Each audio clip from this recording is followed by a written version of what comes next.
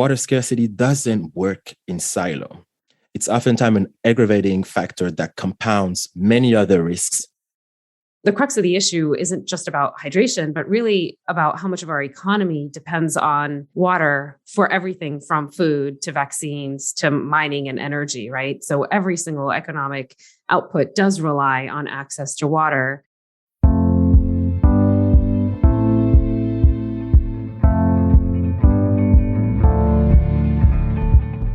Welcome to Living Beyond Borders, a podcast from Citi Private Bank and GZERO Media. On this program, we examine global risks and opportunities from the angles of both politics and economics. I'm Mikaela McQuade, Director of Energy, Climate, and Resources at Eurasia Group. You can't avoid the images and the headlines of just how much severe weather events are impacting people around the globe, and how frequently. Frightening developments in the natural world around us are changing the way we live, work, and play, and no one is immune. One of the most significant threats that billions of people are facing isn't coming just in the form of large, intense disasters, but short events accumulating slowly on a dangerous trajectory. It's a daily occurrence, impacting lives little by little, drip by drip. The problem is water scarcity. Most of us in the developed world are immune from even thinking about water scarcity. We can trust that at home, at work, and everywhere in between, we will have access to as much water as we need or want, whenever we need it or want it. But that's certainly not true everywhere. In fact, nearly half of the world's population currently lives in areas that face water scarcity for at least 1 month out of every year, with the situation worsening in many of those geographies day by day. As we speak to you today, over 1.2 billion people lack access to the clean drinking water they need. Without access to water, for drinking, for cooking, for cleaning and other daily uses, we know that much of the rest of society can fray, creating not just public health issues, but economic problems and geopolitical ones. So, what does the issue of global water scarcity look like today? And what are the global business, nonprofit, and government leaders doing to change things? Joining us now are two people who can give us some fantastic insights on the global picture of what water insecurity means for all of us, both politically and economically. First, we have Harlin Singh, Global Head of Sustainable Investing at Citi Global Wealth. We also have Franck Gbaguidi, Senior Analyst of Energy, Climate, and Resources at Eurasia Group. Welcome to both of you. Hi, Mikaela. Thanks for having me. Hi, Mikaela. Thank you so much. We're going to launch right into our conversation about what water scarcity means. Franck, we gave some high-level numbers about the issues of water scarcity globally, but I'm going to ask you to give us some more granular detail. What do we even mean when we say water scarcity? How big is the problem and how fast is it growing? How concerned should we really be? Yeah, that's a good one to start the conversation. And I think here I want to make a distinction between physical water scarcity and economic water scarcity. So let me start with the most obvious one, physical water scarcity. It's exactly what it sounds like, meaning that the actual access to water is physically limited. So when water demand exceeds what the land is able to provide, well, you have physical scarcity. And you tend to see it in the driest parts and regions of the world. Now, economic water scarcity is due to two things. So it's either a lack of water infrastructure in general, or when infrastructure is already there, it's a lack of proper water management. And the issue here, Mikaela, is that oftentimes both physical and economic water scarcity overlap, particularly in emerging markets. So if I go back to your second question, how big is the problem? The short answer is as big as it gets. And it's growing faster than expected. The gap between global water supply and demand is expected to reach 40% by 2030. This will add a new layer of stress, a new layer of urgency to the water scarcity crisis across the world. And that's just in 8 years. If you look beyond, say, mid-century, the UN estimates that global population will grow 2 billion by 2050. Related to that, food demand will increase 50% by 2050. So if I take these two forces, this will intensify pressure on water supply, especially when you know that agriculture already accounts for 70% of water use. So beyond the physical water scarcity challenge that I mentioned earlier, you have the water management challenge, you have the demographic challenge, and you have the agriculture and food production challenge.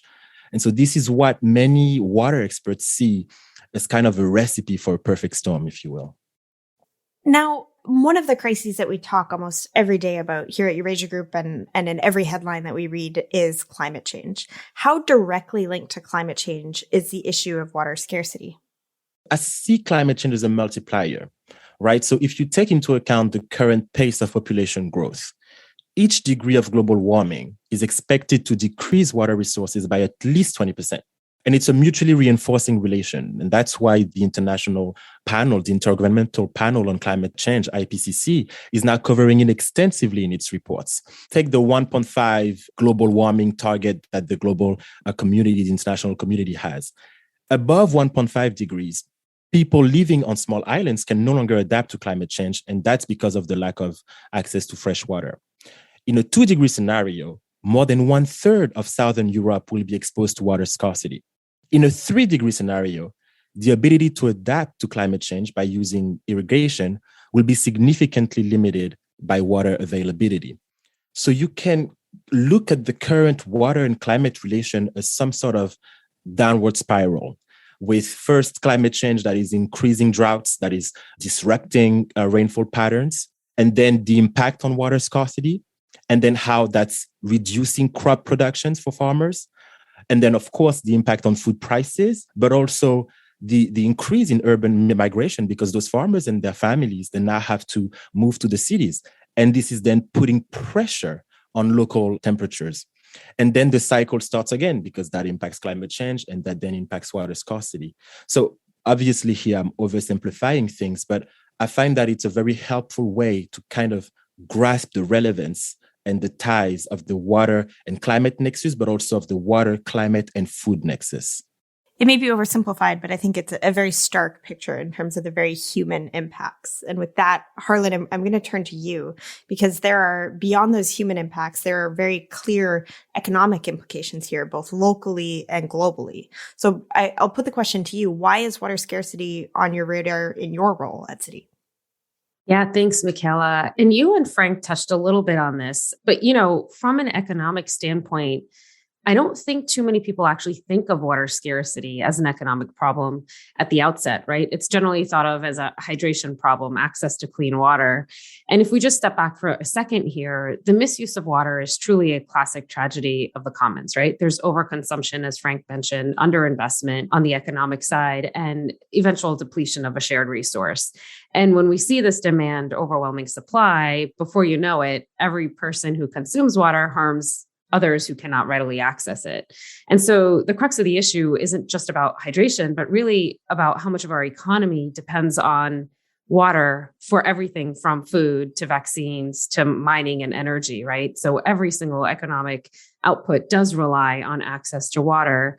And when we think about, and Franck touched on migration and the impacts of migration, but migration, health outcomes, the impact on food production, the spread of disease, right? We all know how important access to clean water was to the slowdown in the spread of COVID over the last couple of years.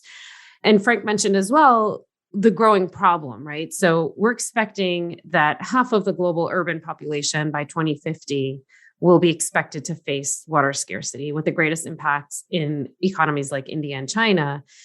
And the economic impact has been estimated to be quite significant. So according to the World Bank, water scarcity could cost certain regions in the world up to 6% of their GDP by 2050. So it's a pretty big impact, right? Without water, there's really no local business or industry. Unmanaged water-related risks, such as floods and droughts, can cost an economy billions of dollars, not to mention the tragic loss of life. And water's poorly managed in many places. Franck touched on this a little bit as well. It's underpriced, it's subsidized, and in some cases given away for free. And in many regions, the unsustainable water use is usually acknowledged when a crisis occurs, such as a flood or a drought, right? It's not something that we're thinking about on an ongoing basis. And an example of the economic impacts, if we just think about California for a second, where groundwater use has been largely ignored, and we talked a bit about, how in the developed world, we don't really think about our use of water. In 2021 alone, drought directly cost the California agriculture sector over $1 billion and almost 9,000 jobs. And so, the economic impact can be quite severe. And in areas where water is abundant, many forward-looking companies are starting to assess their dependencies and the impacts on the natural environment, right? They're starting to assign a much higher value to raw, clean water and uncovering ways to manage it both responsibly and to protect it. So this will ultimately be good for business and good for the environment, but there are certainly severe economic implications to consider along the way. Now, Franck, I'm going to ask you to reflect on Harlin comments there and ask you what are some of the regions and economies globally that are most affected by water scarcity. Obviously, we're not immune if we're talking about California droughts and their economic impacts, but I want to talk about how those impacts show up around the world in different places so that we have a sense of kind of the political ramifications of these increasingly alarming trends. Yeah, no, I mean, a couple of regions stand out. One that we haven't mentioned yet, the Middle East, right? 9 out of 10 countries most affected by water scarcity are in the Middle East, which is pretty huge. And a lot of it has to do with what I mentioned earlier, physical water scarcity. Then, of course, you have Africa, where 1 in 3 people is facing water scarcity. And there it's more of a mixture of both physical and economic water scarcity. But I'd like to bring some nuance here, because in a way, water scarcity doesn't fully discriminate. It doesn't just affect rural areas, but also big cities like Cape Town, like Sao Paulo. So when you take the case of Santiago, the capital of Chile, so they're having this mega drought that's been going on for 13 plus years.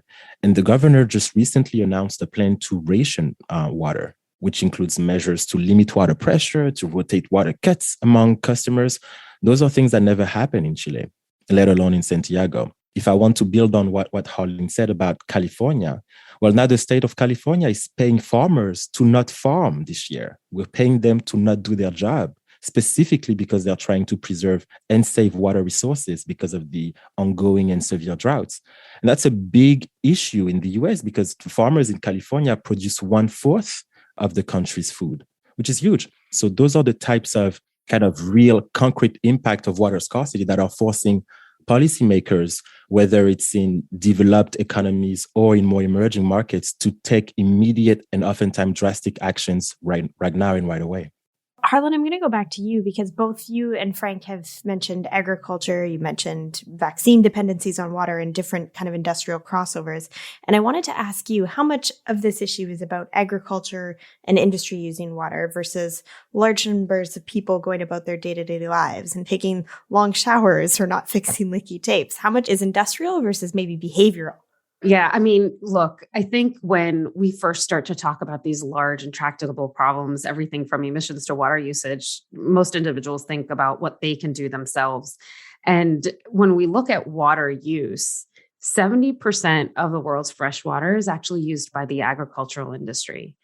That's the vast majority, right? And after that comes industry. So electricity production, for example, is another major consumer of fresh water, which is in which water is needed to cool equipment. So domestic use, our long showers, are actually a relatively small part of the pie. And when we think about agriculture, the biggest issue with it isn't necessarily the water that's required to produce the crops. It's really the water that's wasted in inefficient irrigation systems. And so that's a huge challenge and a huge opportunity in terms of how water is managed in the agricultural system, as well as the production of meat products, right? Cheese, beef, pork, chicken, all big consumers of water. So really food is a huge contributor to this issue. And it also a big opportunity for innovation, as well as, one other area that we don't talk about as much is the negative impact on water that maybe agriculture is not necessarily using. So ag is a huge polluter of water, right? So not just fertilizers and pesticides, but also the sediment that's polluting freshwater sources. So we saw this in the Aral Sea, which was once the 4th largest in the world. It's now shrunk by almost 75% due to the knock-on effects from using water for irrigation that eventually led to pollution from fertilizer and increased salinity, and now is causing a whole host of other issues, from destroying the fishing industry to leading to greater disease and cancer, because chemicals from weapons testing in and around the area and salts left to dry on the land from the receding sea is now airborne, right? So there's just so much knock-on effect from not just the users of water, but what that does to the remaining water supplies. With that kind of big picture in mind, I want to shift back to the very human perspective here. And Franck, maybe I'll put this question to you in terms of what scarcity looks like for the average person living in a region with a lack of access to water. Let me try to make it as concrete as possible, right? So take the case of, say, a farmer in Somalia, right? East Africa is currently experiencing its worst drought in over 3 decades, I think.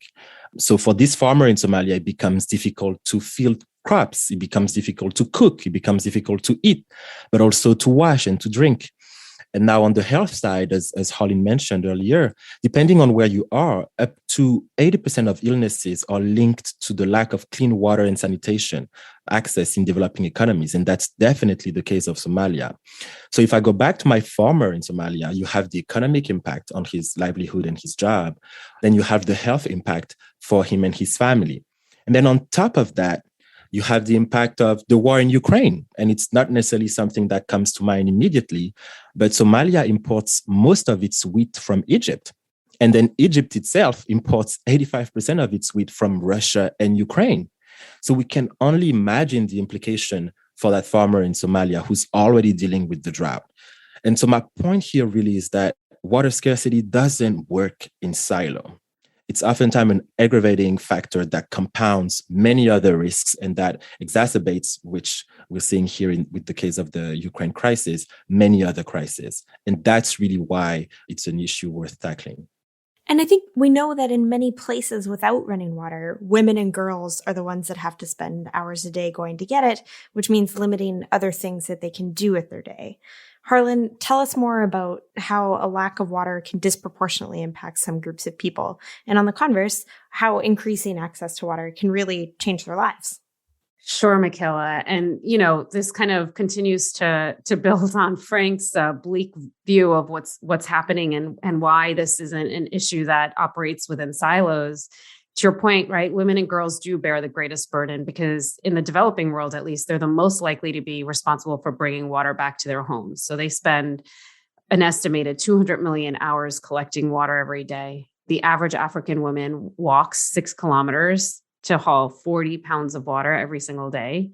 And the more scarce water becomes, the further that walk becomes, and the longer that time takes, and the less than economic productivity and output you have because you're spending so much time going to collect water. And so this daily grind, right, doesn't allow women and girls to participate in other parts of the economy, to spend time with their families, to pursue school and income activities to improve their overall lives, right? Many girls in the developing world are forced to choose between, do I collect water or do I go to school? And that's really, quite unfair. And when we think about the knock-on economic impacts of that, pretty extraordinary. And so unless communities have easy access to clean water, latrines, sanitary supplies, and support for hygiene, behavior change, these girls will continue to be left out. And when you think about even further on, Franck mentioned some of the health outcomes and the reliance for vaccines and sanitation for disease prevention, but also at childbirth, right? The lack of clean water and sanitation facilities and hygiene, they're contributing to significant rates of disease and death amongst mothers and newborns in the developing world. So really, in order to fight extreme poverty, an investment in clean water, adequate sanitation, and hygiene behavior change are really the most effective ways to improve lives, as they will result in families becoming healthier, children receiving better nutrition and education, income improvements as families are able to spend, less money on negative healthcare outcomes due to lack of water and are able to pay for things like school supplies. So there are certainly parts of the economy that are facing disproportionate impacts. And this is true for anything in sustainability, right? Even in the US, where you look at where we've had problems with water, it's in the underserved communities and the lower income communities. And so these are communities that are already at risk because they have less economic opportunity or access to jobs and education. And now we're pushing another burden on them. Now that we have a sense of the problem, Harlin, what are some of the solutions that we see businesses investing in to try to increase access to clean drinking water, or at the very least to try to manage the rate of change in areas that deal with water scarcity? And this is exactly why I'm in the investment space and not in public policy or a scientist, because the investing community does provide solutions. And I think that, the water issue is something that is solvable. And we're starting to see a lot of really interesting innovation in the space already. Market estimates say that the opportunities for investment could reach $1 trillion by 2025. This was a recent research report that we did at Citi. The investment opportunity exists across businesses that are involved directly in providing clean water, the conservation of water, the purification of water. And these innovations will allow us to use water more efficiently, create fresh water, and recycle wastewater, right? There's a huge opportunity there, and create a more sustainable economy. And so when I think about what are the opportunities, I really could segment it into three main categories: using water more efficiently, creating fresh water, and recycling wastewater. And so when it comes to using water more efficiently, Franck touched on the Middle East. Israel has emerged as a leader in agriculture and water management, even though the country's 60% desert. There's a lot of innovation happening in that area. Drip irrigation, AI, big data.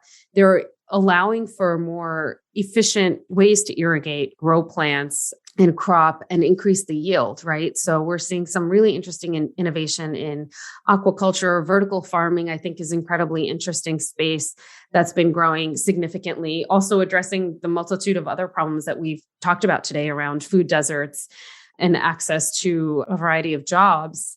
Smart water technology, another area that's really interesting to revolutionize agriculture, involves, even if we're able to really address the issues in agriculture and improve crop yield as a result of this technology, it really does lead to national food security and generates potential export industries for economies that may not have had them previously.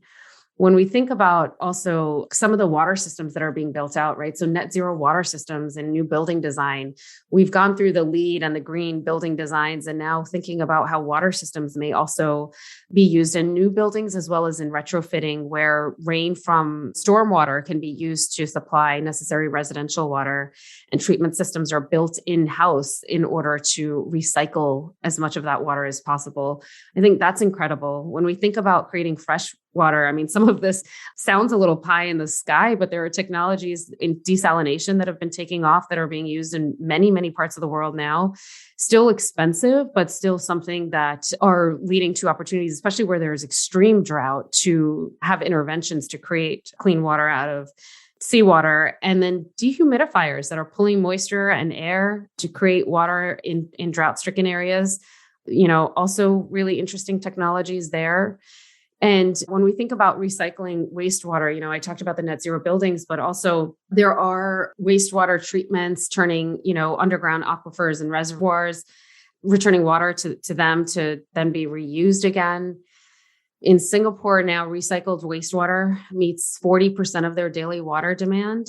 In LA, so here in the US, the city's recycling about 25% of its water and has a 2035 goal of recycling 100% of its wastewater. So, with these technologies, with these new businesses that are addressing these issues around water, I do think that there is a lot of optimism. It's just we need to kind of put the investment dollars there, make these opportunities more commercially available and affordable to implement. A lot of cause for optimism in terms of the comments that you just laid out. So it's great to hear. Franck, Harlin just spoke to the investors' role in this space and what they are excited about at Citi. Can you tell me what role nonprofits and microfinance organizations play here in terms of a pretty niche issue? Yeah, and I'm actually glad that you're bringing them up together because their role is actually complementary.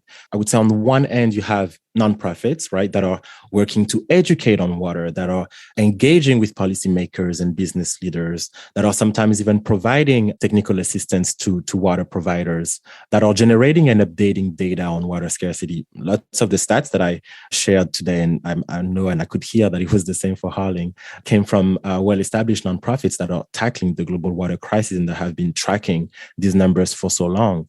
So that's what you have on the nonprofit side. And then on the other hand, we have microfinance organizations that are providing access to financial services for small-scale water providers and for households that are developing partnership with municipalities and private sector actors that are spurring innovations and adapting to local contexts because, and I cannot stress this enough, water is oftentimes a local issue. And this is particularly important in emerging markets where poorer communities oftentimes lack access to bank loans, to insurance, to pension funds. So here, nonprofits and microfinance organizations both work hand in hand to come up with a solution. Oftentimes, they actually collaborate on specific projects, and they tend to team up with multilateral development organizations as well to try to move the needle on water access, particularly in emerging markets. With that, I think we've touched on a number of solutions providers in the area of water scarcity, but we've also talked briefly about the idea that as water becomes more scarce, conflicts can break out, and that might start on a smaller local level, but can become an issue between nation states as well. So Franck, what are governments trying to do to work on this issue, and what is their role? Yeah, I'm going to try to stay on the hopeful and positive trend. But yes, it is true that, because of water scarcity issues, we're seeing conflicts emerge. So when you talk about, conflicts between countries, since the 1970s, I think in the 1970s, we had about 25 conflicts related to water. Today, we have more than 460 conflicts related to water. So it's increasing by the day, and it's showing no signs of slowing down. But there is hope here because for many governments, the answer is what we call water diplomacy. So governments work together to meet each other halfway. They work together to allocate transboundary water resources peacefully and equitably.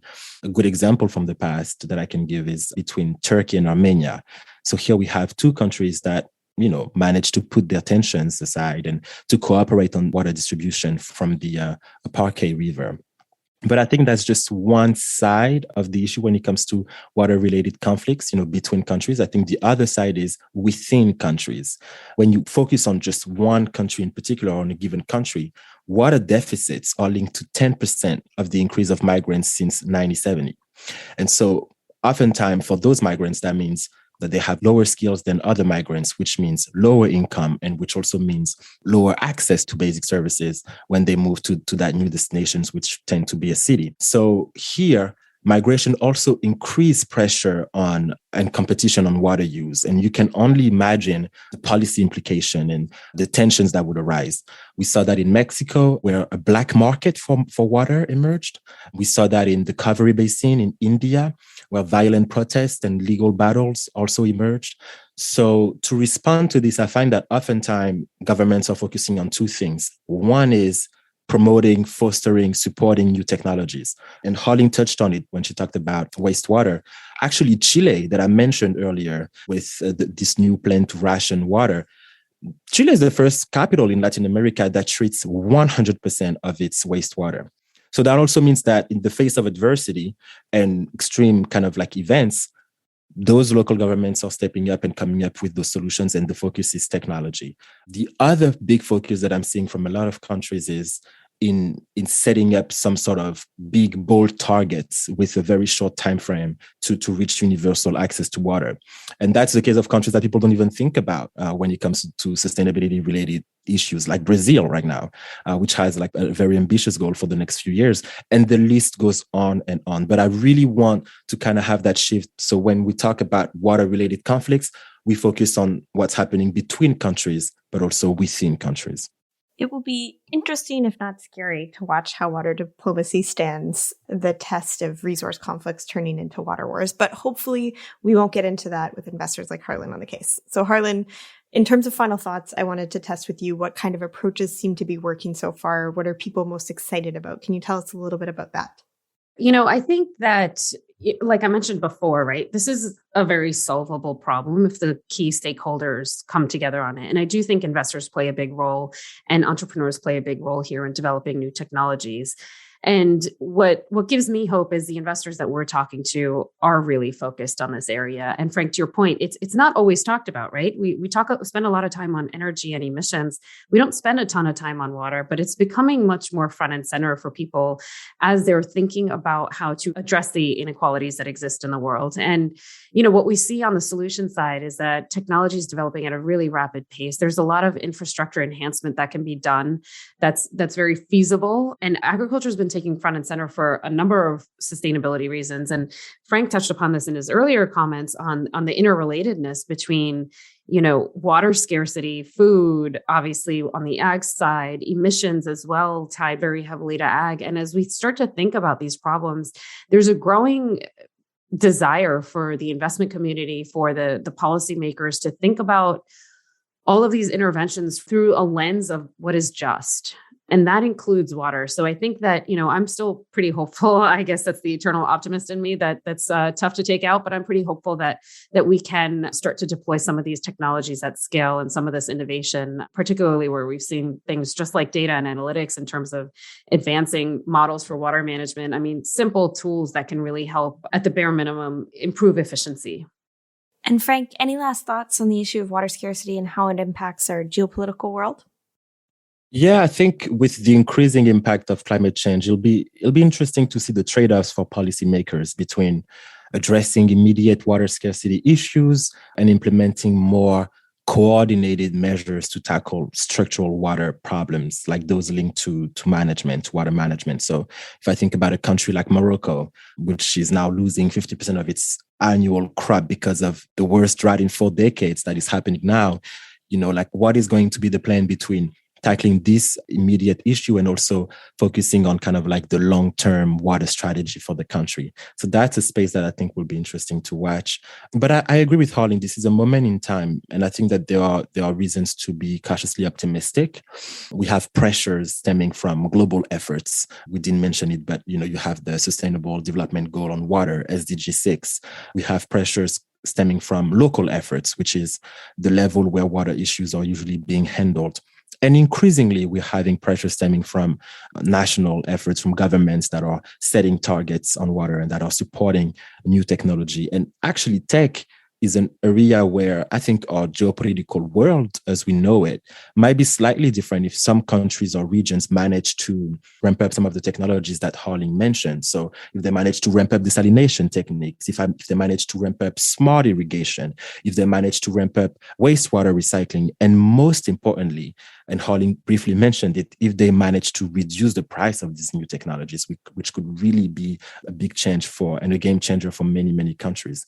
So if things move in that direction, then we could potentially see on water some glimpses of what we saw on the climate and energy side with the uptake in renewables thanks to significant technology advancement. So yeah, overall, I think that there are reasons to be hopeful.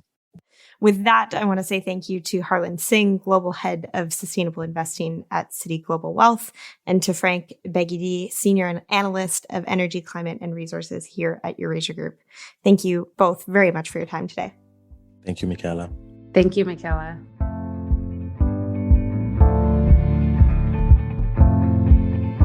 That's it for this episode of Living Beyond Borders. Stay tuned for our upcoming episodes. This season, we'll also be exploring the real estate market, the China-US relationship, and much more. For more, head to gzeromedia.com/Living Beyond Borders podcasts, or subscribe wherever you get your podcasts. I'm Mikaela McQuade. Thanks for listening.